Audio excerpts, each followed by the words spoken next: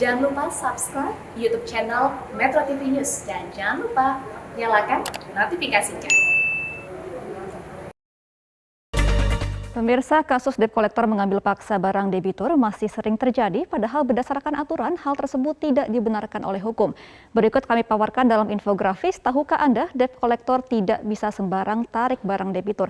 Kita akan langsung membahas mengenai apa sebenarnya arti kalimat ataupun arti kata dari fidusia. Nah, fidusia ini adalah pengalihan hak kepemilikan suatu benda atas dasar kepercayaan dengan ketentuan bahwa benda yang hak kepemilikan dialihkan tersebut tetap dalam penguasaan pemilik benda.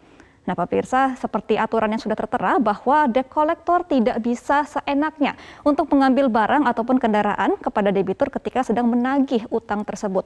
Nah, kita juga akan melihat sebenarnya apa saja syarat yang harus dibawa oleh penagih utang ketika akan menemui debitur.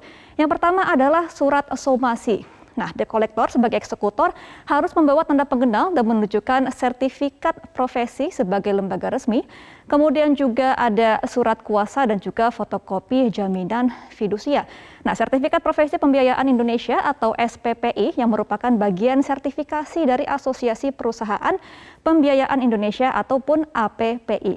Nah, pemirsa, kita juga akan melihat sebenarnya adakah hukuman ataupun pengawasan ketika debt collector melakukan penagihan kepada debitur? Nah, ini ada peraturan dari Kepala Kepolisian Republik Indonesia nomor 8 tahun 2011 tentang pengamanan eksekusi jaminan fidusia, di mana kepolisian berwenang memberikan bantuan pengamanan pelaksanaan putusan pengadilan atau eksekusi jaminan fidusia. Nah, artinya debt collector ini wajib memiliki surat izin SPPI, kemudian juga wajib ditemani oleh kepolisian.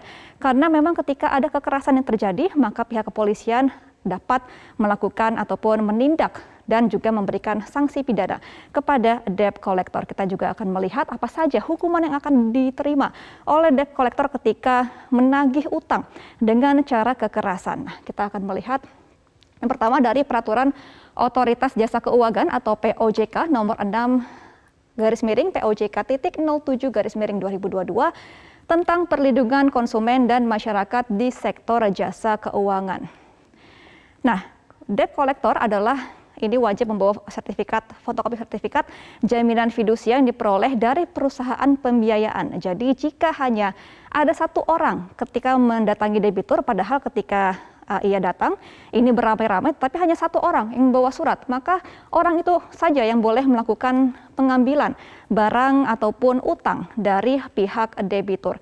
Kita juga akan melihat mengenai hukuman dan juga aturan yang diterapkan kepada debt collector ketika akan menagih utang ataupun barang dengan cara kekerasan.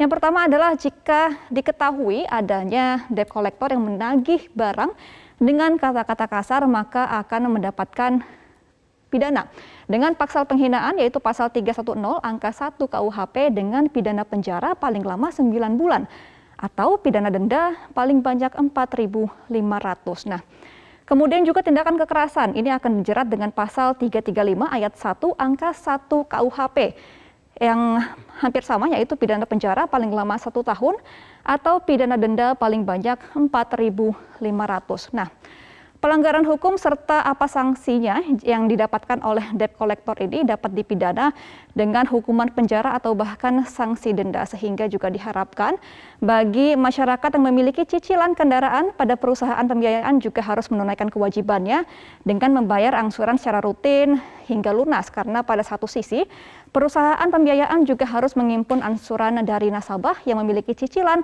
karena jika tidak akan mengalami kerugian.